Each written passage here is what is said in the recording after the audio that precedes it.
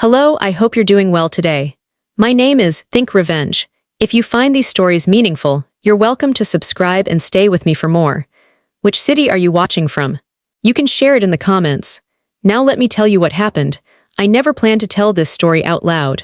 For a long time, I believed that if I stayed reasonable, if I kept explaining myself carefully, things would eventually settle. I thought clarity would come if I was patient enough. That belief lasted until the afternoon they said it in front of everyone. We were at my uncle's house for a family gathering. It wasn't a celebration, just one of those obligatory lunches where people sit close but speak carefully. I had married into this family 8 years earlier. I wasn't loud, I didn't take up space, and I had learned early on which opinions were welcome and which were better kept to myself. I helped in the kitchen, kept track of birthdays, and showed up when I was expected to. That afternoon, the conversation turned to property. It always did eventually. My father-in-law had passed away 2 years before, and ever since, there had been an unspoken tension about who was entitled to what. I wasn't even part of the discussion. I was pouring tea when my cousin-in-law laughed and said, "Why are you listening? You're not even real family." The table went quiet for a moment. Not because they were shocked, but because they were waiting to see how I would react. Someone else smiled and added, "She married in." "That's different." Another person nodded, as if a technical point had just been clarified. No one corrected them. No one said my name. They looked at me with the mild patience people use when explaining rules to a guest who has overstayed. I stood there holding the teapot, feeling the weight of the room settle on me. I didn't argue. I didn't raise my voice. I just placed the teapot down and went back to the kitchen. From the other room, I could hear the conversation resume, lighter now, relieved that the uncomfortable part was over. That wasn't the first time I had been quietly excluded. It was just the first time it was said so plainly. Looking back, the pattern had been there for years. Decisions made without telling me. Documents discussed in front of me but never handed to me. Family photos where I was always standing at the edge. Jokes about how I wouldn't understand because I wasn't born into it. I told myself these were small things. I told myself families were complicated and that patience mattered more than pride. But something changed that day, not dramatically, not all at once. I stopped explaining. I didn't confront anyone. I didn't demand apologies, I simply began to observe. When money was discussed, I listened carefully. When plans were made, I noted who was present and who wasn't. I kept my own records, dates, conversations, messages that contradicted each other. I started saving copies of emails and screenshots of group chats where my name appeared only when something needed to be done. A year later, my husband fell ill. It wasn't sudden, but it was serious enough that we had to reorganize our lives. During that time, his siblings handled most of the family paperwork. I trusted them because I was exhausted, and because trust was what I had been practicing for years.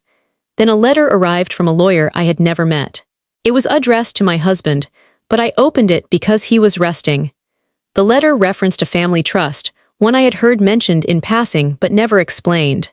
According to the document, certain assets had been reallocated. The language was formal, careful, and very clear. My husband's share had been adjusted due to family considerations. I read it twice. Then a third time. When I asked about it later, I was told not to worry. "It's just paperwork," my sister-in-law said. "You don't need to get involved." That familiar tone returned, the one reserved for people who weren't supposed to ask questions. That night, after everyone had gone to bed, I made a decision. Not an emotional one, a practical one. I scheduled my own appointment with a lawyer. I brought everything, the emails, the messages, the earlier documents I had quietly copied years before. I didn't dramatize anything. I didn't accuse. I asked questions and listened to the answers. The lawyer was calm, precise, and thorough. She explained which documents mattered and which didn't. She explained how trusts worked, how changes were recorded, and who had the authority to make them. Most importantly, she explained that I wasn't invisible in this process, no matter how often I had been treated that way. Over the next few months, things unfolded slowly. Letters were sent. Requests for clarification were made. There were meetings I didn't attend, and then meetings I did. Every step was documented. Every claim was checked against official records. When the truth came out, it wasn't dramatic. There was no shouting. It came in the form of corrected documents and revised statements. It turned out that certain changes had been made without proper consent. Assumptions had been relied on instead of signatures. Familiarity had been mistaken for authority. I was present when the lawyer explained this to them.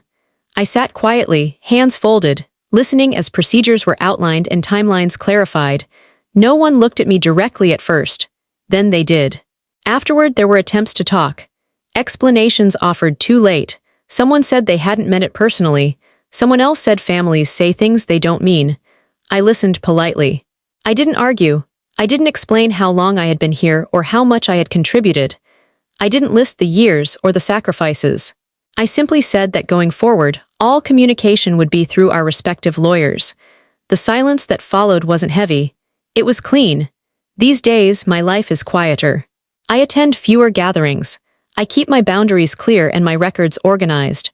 When people speak to me now, they choose their words carefully. Not because I demanded respect, but because the process required it. I still believe in family. I just no longer confuse belonging with permission. I don't explain myself to people who have already decided who I am. When they said I wasn't real family, they were right about one thing. I stopped trying to be what they defined. And in doing so, I finally became something they had to acknowledge.